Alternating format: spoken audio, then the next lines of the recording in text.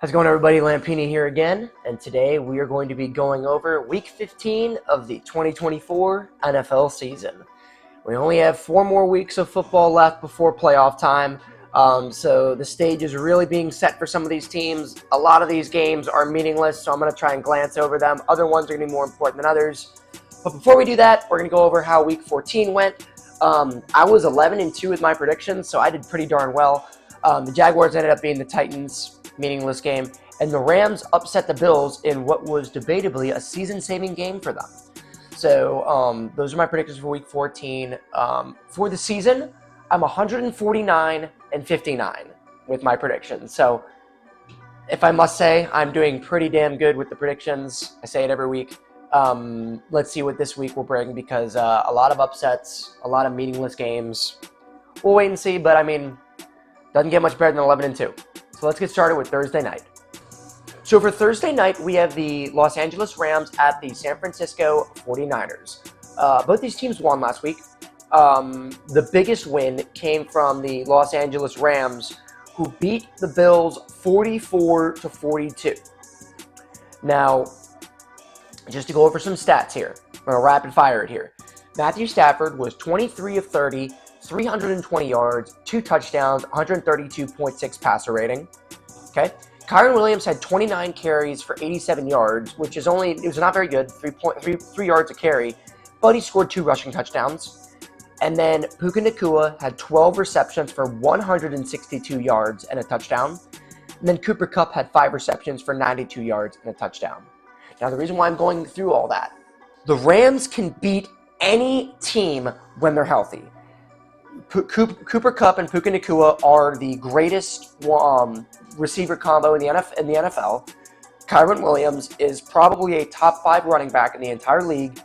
And Matt Stafford is probably the best quarterback in the NFC. The AFC has all of the quarterback talent, like Josh Allen, Justin Herbert, Patrick Mahomes, obviously. But in the NFC, Matt Stafford is probably the guy. He may be 36 years old. He may be a little on the older side. But the guy has generational arm talent. He gets the ball to his receivers. He's a little inconsistent, but when he is on, he's one of the best quarterbacks in the league. And he showed it here against the Bills. The Rams are now 7-6. They're a game behind the Seattle Seahawks, who thankfully won last week. But the Rams are a lot better than their record says. When they are healthy, they can beat any team in this league. And they're one of these teams that if they manage to backdoor themselves into a divisional spot or even the playoffs, they could win a playoff game. They could go on a run, because if they're healthy, they can beat anybody, right? As for the 49ers are 6-7, so they're technically still alive, but they are having a really bad Super Bowl hangover. They did beat the Bears 38-13, though, which is a good showing by them. Brock Purdy was 20 of 25, 325 yards, 2 touchdowns, 145.4 passer rating, which is very impressive. George Kittle had 151 receiving yards, and Juwan Jennings caught both of those touchdown passes by Brock Purdy. So a good showing by the receivers, but the 49ers just look like a tired team is how I had it described. They had a lot of injury concerns. It's a textbook example of a Super Bowl hangover. They're struggling. They realize that last year was probably their best chance. They've had so many chances to win a ring. They made it to the conference championship 4 out of these 5 years since 2019, and they haven't been able to put it together. So I feel like it's only a matter of time before this core ages out, and then Brock Purdy won't have as much help around him. You know, like the George Kittles, the Deebo Samuels, the Trent Williamses, even to an extent Christian McCaffrey. The regime that got them to 3 straight conference championships and then the Super Bowl this last year is getting old, right? So they may not be able to bounce back like they did after 2020. But I'm going with the Rams on this one. I think they're on a bit of a hot streak. Scoring 44 points is very impressive. So I think they're on a hot streak. Like I said, Matt Stafford has shown that he can get hot. And when he's hot, he is dangerous. That's the thing. Like, when he's on, he is very on. And when he's on, you get what you get in 2021, where he throws 41 touchdowns, goes 4-0 in the playoffs, and wins a ring. You know, so he's a very good quarterback. I'm going with the Rams on this one. I think they're going to beat the 49ers, improve to 8-6. Next up, we have the Kansas City Chiefs at the Cleveland Browns. The Chiefs, once again with their devil magic, was able to beat the Los Angeles Chargers on a doinked field goal. I think at this point, like, people saying the Chiefs are frauds, I don't think they are. I think it's one of those things where they put themselves in a position to have the ball last, to move the ball, to get a last-second field goal. The doink is absurd, but, like, I think that it will catch up to them in the playoffs, but I still think they're going to make the conference championship, to be honest. All they would have to do is win one more playoff game, but they're going to beat the Browns. I'm not even going to really go over this one too much. The Browns play a lot more inspired football with Jameis Winston. They're not as, like, pitiful as they were with Deshaun Watson, because when Deshaun Watson would play, you would just be looking at the screen being like, God, this guy is so bad. Like, they got to get rid of him. But they're not doing that this time. It's not as bad. That being said, the Chiefs are still going to win, improve to 12-1. Right now, they are on pace to go 16-1. I don't really see any team really going to beat them unless their devil magic takes a game off. But even then you're talking about 15-2, like one of the best records they've ever had. I'm going with the Chiefs on this one. I think they're going to win. Okay, guys, next game, we have the Cincinnati Bengals at the Tennessee Titans. I'm not even going to really go into this one too much either. I think the Bengals are going to win this one. The Titans lost to the Jaguars 10-6. The Titans are in desperate need of a rebuild. They need to get off the Will Levis train. He's not doing them any good. And they just don't have anything going for them, to put it simply. The Bengals had a good showing against the Dallas Cowboys. And the blocked punt and the Leon Lett-esque touching the punt and then the Bengals recovering is what caused the Cowboys to lose. Joe Burrow with another great game, as always. 33 of 44, 369 yards, 3 touchdowns, 1 interception, 112.8 passer rating. Jamar Chase had 14 receptions for 177 yards and 2 touchdowns. I mean, it's a shame that Joe Burrow isn't in the MVP discussion, because he has 33 touchdowns on the season with 6 interceptions. That is, and those are MVP numbers. And if he manages to crack 40, touchdowns and less than 10 interceptions, like, I don't care how bad of a team the Bengals are, you got to give him MVP, you know? Or honestly, even Offensive Player of the Year. Like, a lot of people are saying that it's going to go to Saquon Barkley. Maybe it should go to Saquon, but Joe Burrow needs to get some kind of recognition for his season, whether it's making a Pro Bowl, whether it's being on the first team All-Pro team for quarterbacks. He needs something because he has carried this team to 5 wins. If he wasn't on offense throwing the ball, the Bengals are a 2 or 3 win team. He's the whole reason why they are even remotely competitive in a lot of these games. And I think that's pretty valuable to me, you know? So, I don't know. I think it's a shame Joe Burrow's not going to get any recognition for MVP, because I think Josh Allen deserves it, but I think we're in a spot now where it's like they're giving it to him because he hasn't won MVP yet, and this is his best chance when Lamar has better stats, Joe Burrow has better stats, Josh Allen has decent stats, but he's really going to have to step up his game in these last couple games. But he has done that. So we'll go over it when we go over the Bills game this week. But he has done that. So I don't know. We'll see. But anyway, I'm going with the Bengals. So now it is time for the Washington Commanders. We are playing the New Orleans Saints in New Orleans. So thank God the Washington Commanders returned to form and beat the Tennessee Titans 42-19. Seeing how the Titans performed against the Jaguars doesn't really seem like much of an accomplishment for us. Still beating up on bad teams like the Dallas Cowboys and the Miami Dolphins last year have. The Saints are not going to be much better. They lost Derek Carr. Derek Carr's not even going to be playing. So frankly, this should be a game that we win once again and pad our stats. Jaden Daniels was 25 of 30 for 206 yards, 3 touchdowns, an interception, 114.7 passer rating, so another great showing by him. He also had a rushing touchdown. Brian Robinson, 16 carries for 103 yards and a touchdown, and then Terry McLaurin had 2 receiving touchdowns. He has 9 on the season, most receiving touchdowns he's had in his entire career. Terry McLaurin is having the best season of his career. And what a surprise when he has an actual competent quarterback throwing him the ball. The Commanders are going to win. They're going to improve to 9-5. I need them to beat a contender because they haven't beaten anyone this year. They beat the Bengals when everyone thought the Bengals were still all that good. We're still good, but we beat them there. We haven't really beaten a lot of good teams. We put up a fight against some good teams. Like, we put up a fight against the Eagles. We put up a fight against the Steelers, but I think it's just going to run the risk of us going into the playoffs and being one and done. However, this is the first year of our rebuild, so we've learned a lot about the team. So I'm hoping we're only going to get better. The schedule for next year is going to be a lot more difficult, so I don't think we're going to be 11 or maybe 12-win team like we are this time around.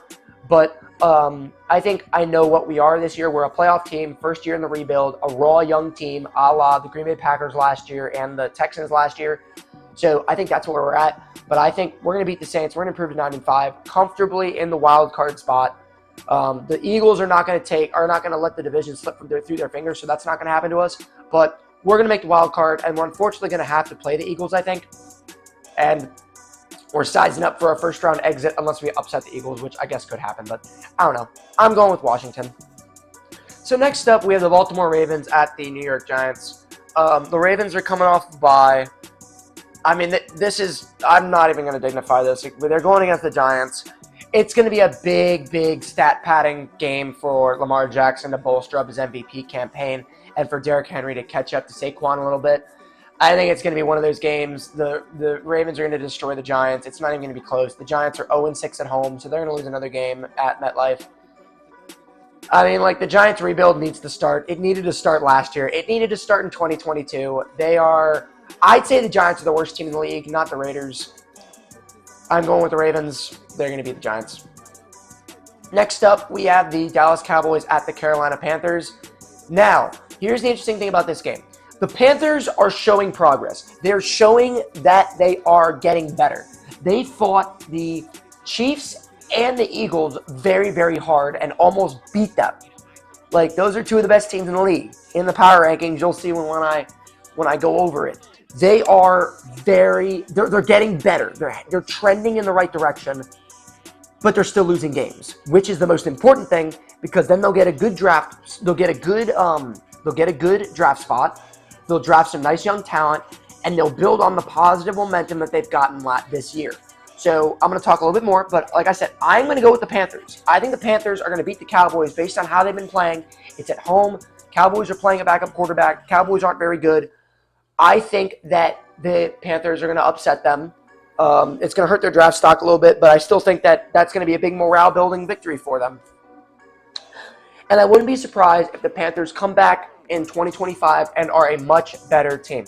Because Bryce Young is making some big strides. He's starting to play like the quarterback that everyone expected him to be. I was watching the Eagles game, and he was making some really, really good plays.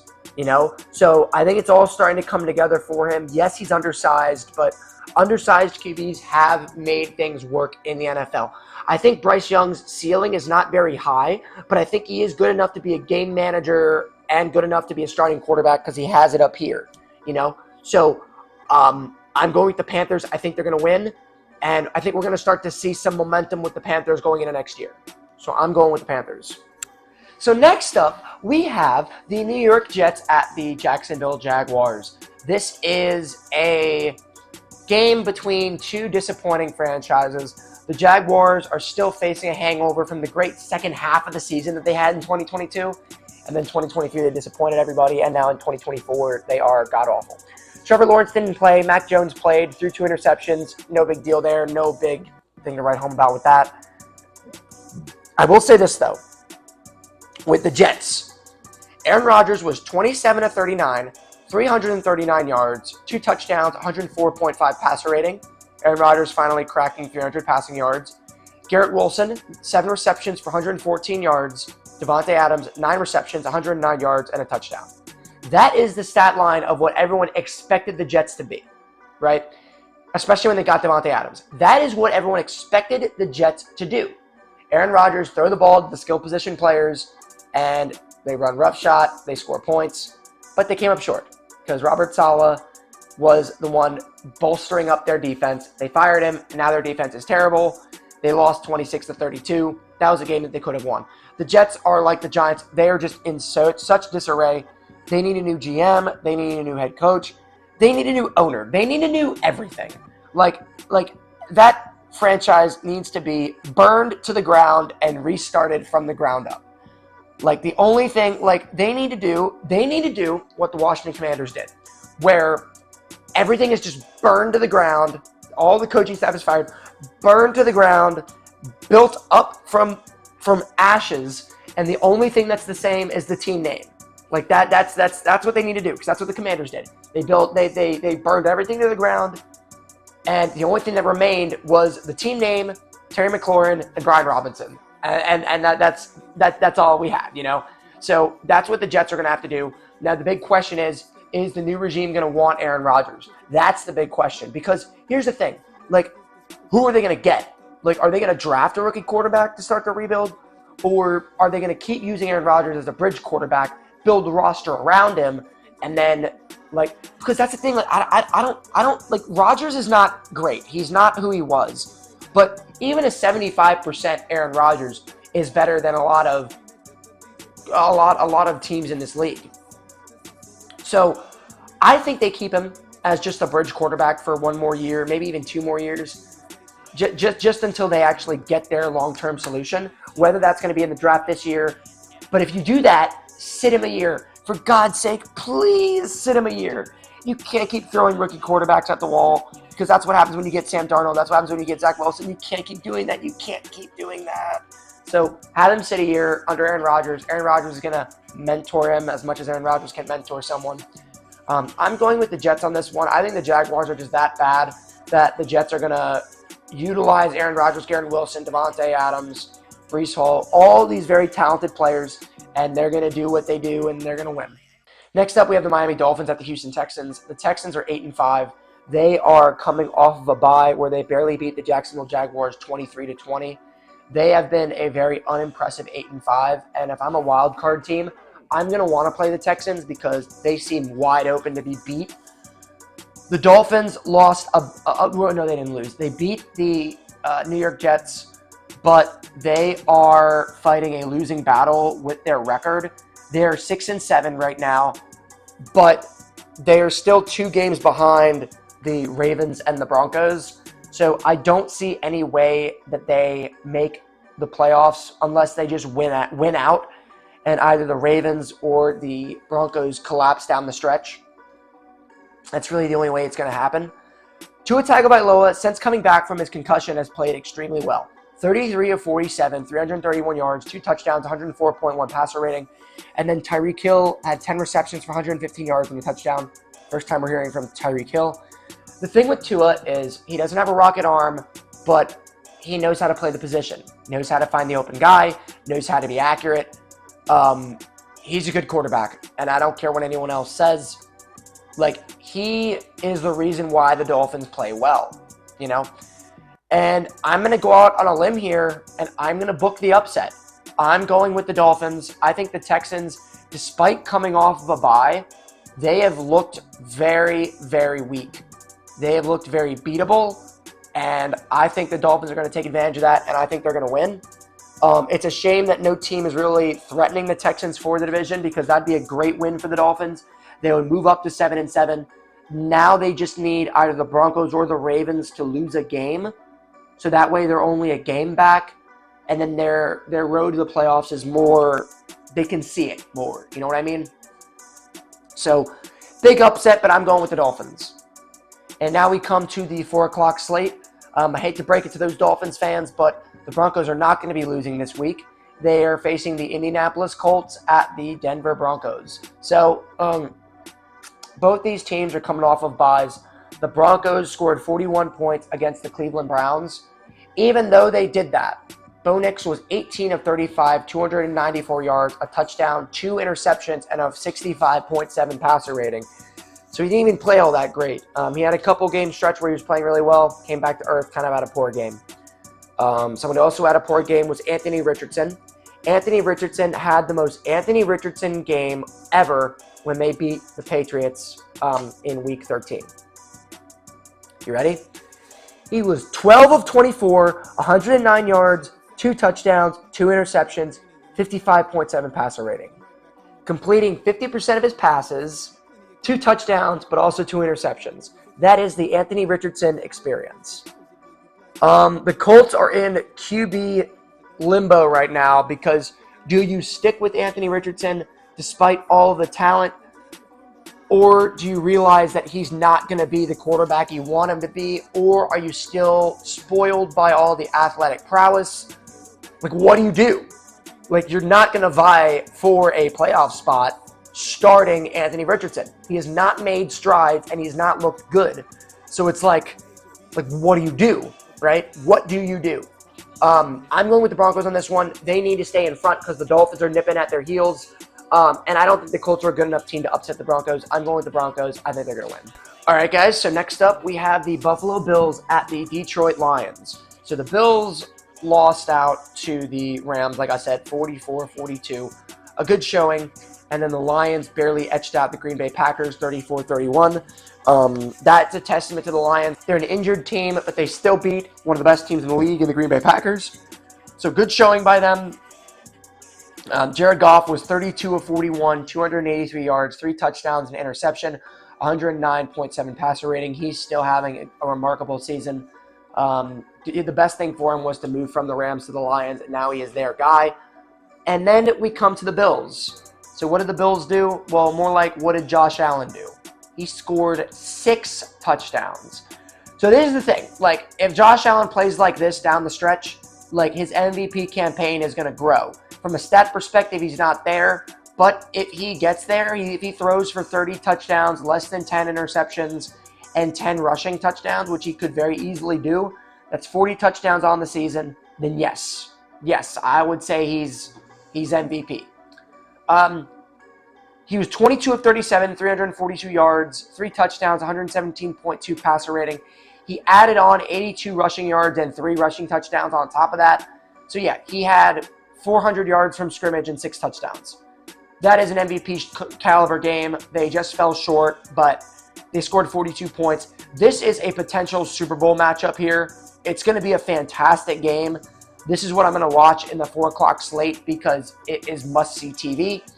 But if the Lions win and they beat the Bills can afford to drop two games in a row. But if the Lions win, then I think they are the clear consensus Super Bowl winning team because they beat the Packers, they beat the Bills, they play the Chiefs at some point this season. They're unstoppable. They're unstoppable despite all the injuries that they have. Dan Campbell has them coached to perfection. Their offense is unstoppable.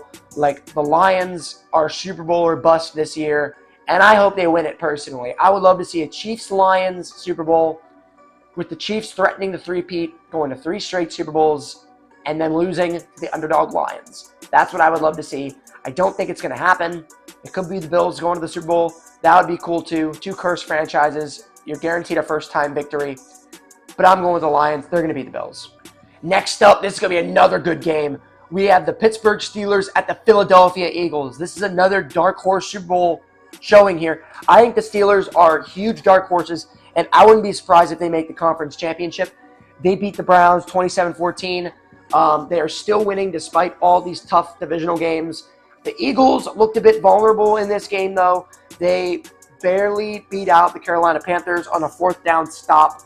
Jalen Hurts had a good game, though. 14 of 21, 108 yards, 2 touchdowns, 110.8 passer rating. He was sacked 4 times. And then Saquon Barkley had 20 carries, 124 yards, averaged 6.2 yards a carry. He broke LaShawn McCoy's franchise record for most rushing yards in a season.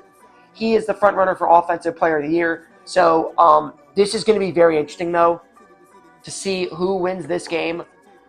I'm not going to lie. The Eagles did not look great against the Panthers, and I think the Steelers have a very good defense, and the Steelers are just hard-nosed football.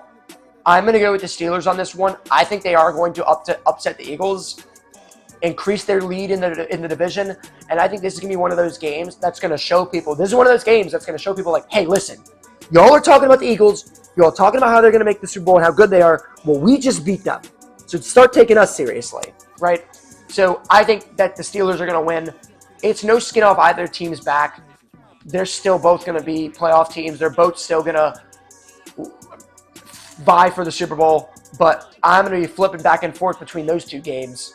I'm going with the Steelers. So next up, we have the New England Patriots at the Arizona Cardinals. I'm not going to really go into this one for too very long.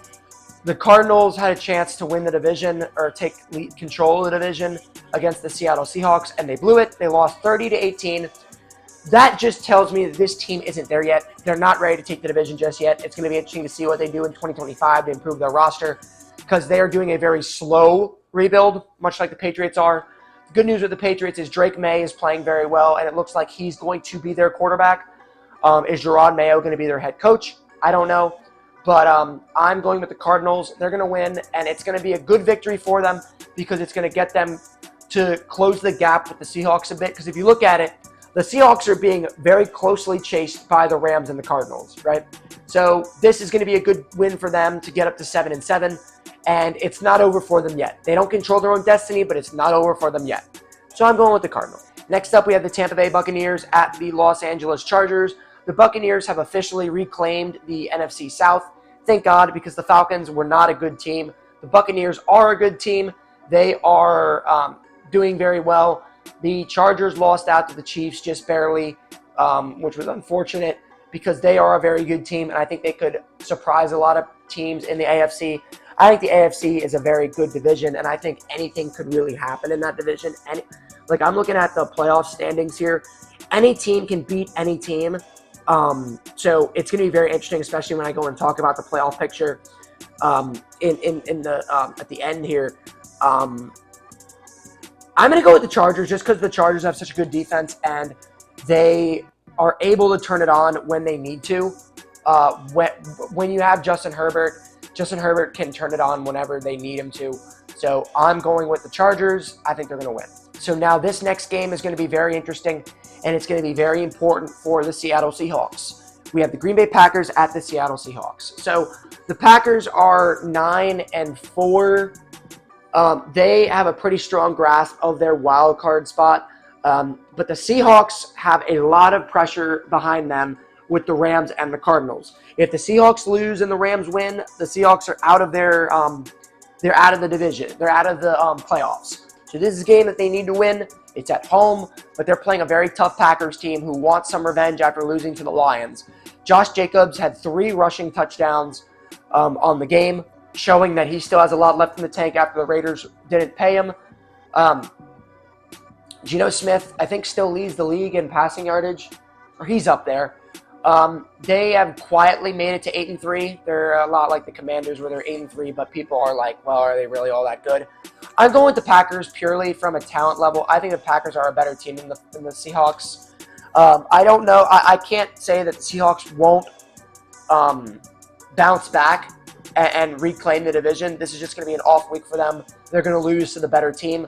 I'm going with the Packers. So next up, we have the Chicago Bears at the Minnesota Vikings. You'll want to talk about two teams that were expected to go in completely opposite directions. That's what we're getting here. The Chicago Bears have lost 6 straight games since the infamous Hail Mary, and they lost again to the San Francisco 49ers. They're in full tailspin right now. That being said, Caleb Williams was 17 of 23 for 134 yards, 2 touchdowns, 116.9 passer rating. So he had a pretty good game. What wasn't great was he was sacked 7 times. So Caleb Williams is showing a lot of promise as a rookie quarterback, but damn it if his team is not letting him down. That's the best way I can describe it. Damn it if his team is not letting him down. The Vikings defeated another weakened team in the Atlanta Falcons. Get ready for this stat line. Sam Darnold, 22 of 28, 347 yards, 5 touchdowns, 157.9 passer rating. Jordan Addison, 8 receptions, 133 yards, and 3 touchdowns. Justin Jefferson, 7 receptions for 132 yards and 2 touchdowns. That's just complete and utter domination by the Minnesota Vikings. They are reminding people that they are, incredible. You wonder what they want to do with Sam Darnold. You know what? F it. Sign him. Sign him. Any quarterback that can make your team 11-2 in a game out of first place, just go with him. I don't. There's no way J.J. McCarthy is going to be any better than that, right? So he's going to win Comeback Player of the Year. Vikings are going to beat the Bears. Vikings have a bright future ahead of them, so I'm going with the Vikings. So for Monday night, I'm not going to go into much detail with this because it's a throwaway game. We have the Atlanta Falcons at the Las Vegas Raiders. All that needs to be said is the Falcons played themselves out of a playoff spot. Kirk Cousins is not looking great. I think the Falcons need to start the Michael Penix era sooner than they thought they were going to have to, because Kirk Cousins seems to be fading, and it's very sad. I love Captain Kirk. He's had a very interesting career, not a lot of postseason success, a lot of memorable regular season success. He had the You Like That game. He had the game where he orchestrated the greatest comeback in NFL history. He threw for 5 touchdowns in that one game, was it? No, 500 yards in that one game. He's a very beloved quarterback, but I think his days might be numbered in the NFL, which is very, very sad. And the Raiders are one of the worst teams in the league, along with the Giants. They were never going to be anything this year. They're terrible. They're awful. They're the worst. They haven't won since they upset the Ravens in Week 2. I'm going with the Falcons. They're going to win. It's going to improve their playoff hopes, but they're a very weak team. They're not going to make any noise if they make the playoffs. I'm going with the Falcons.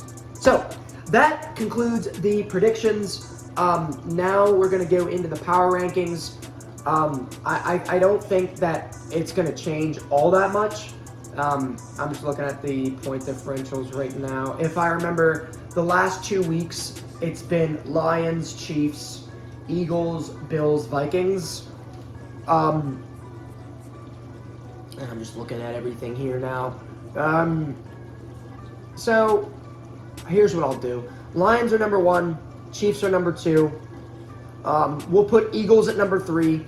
Vikings at number 4, Bills at number 5. So we're going to switch the Vikings and Bills this week just because of how well the Vikings played and the Bills just narrowly coming up short in a loss. But I think right now these are the de facto 5 best teams in the NFL. If you're looking at teams outside of this top 5, Steelers are going to be number 6, I think, the very clear number 6. Then you look at the Packers.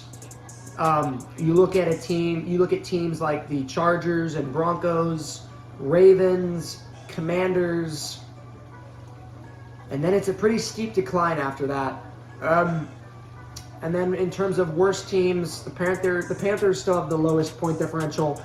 Behind them, you have the Raiders and Titans, and then you have guys like the Giants, minus 99. The Falcons are 6-7, and their point differential was minus 55.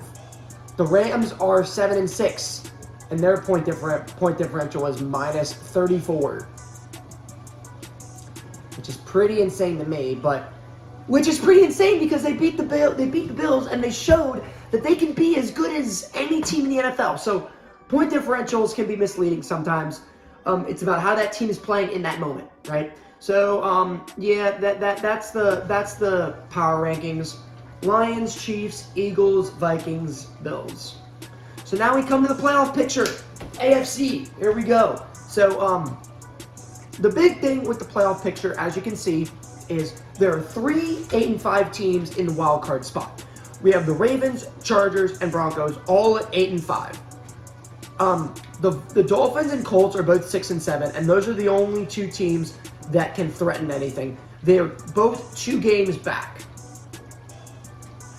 And, the only team that I think could make some noise is the Dolphins, and they have no margin for error, and they need a team like the Broncos or the Chargers or even the Ravens to lose out pretty much to get that spot. And I just don't see that happening. And I don't see the Colts overtaking the Texans for the division either, because they're not that good either. I just don't see it happening. So I think the AFC is pretty set in stone unless something crazy happens. Chiefs are still number 1. Bills and Steelers are 2 and 3 respectively. So that's that. If we go over to the NFC, a lot more changes could happen. The Lions and Eagles are 1 and 2 respectively, but the Eagles are right on their trail. So the Lions, If the Lions lose a game and the Eagles or the Buccaneers win, or sorry, not Buccaneers, Vikings. If the Eagles or Vikings win and the Lions lose, then first place could change hands. Now, the big thing here is the Commanders are 8-5, the Rams are 7-6. So the Rams are a game behind the Commanders. They're also a game behind the Falcons. So the Commanders, again, they have no margin for error. They need to beat the Saints, which frankly, they should beat the Saints. Like, there's no reason why they should lose to a backup quarterback coming off the bye. But the Seahawks are in some big trouble because they are getting extreme pressure from the Rams, Cardinals, and 49ers. 49ers and Cardinals are both 6-7. The Rams are 7-6. So the Seahawks have the entire division nipping at their heels.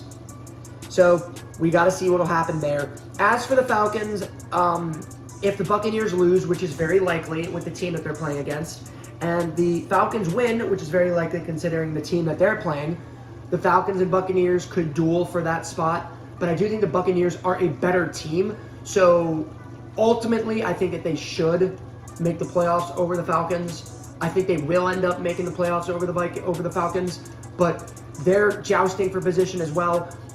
If the Commanders manage to win and the Packers lose, then the Commanders could move up a spot to the 6th seed. So the Commanders are not completely relegated to the 7th seed, and I would personally prefer that they go to the 6th seed because then they won't have to deal with the Eagles. They'll face the number 3 seed, which is either going to be the Seahawks or Rams, pretty much. And I think both of those teams are very beatable by us. So that's how that goes. Playoff standings in the NFC are jumping around a lot more than the AFC, but it's that time of year again. It's very exciting. Thank you all again for watching Week 15. I'll see you guys next week. Hopefully my predictions go great. Thank you again so much for watching. These videos make me like football season just that tiny bit more. I've been Lampini, and I'll see you guys next week.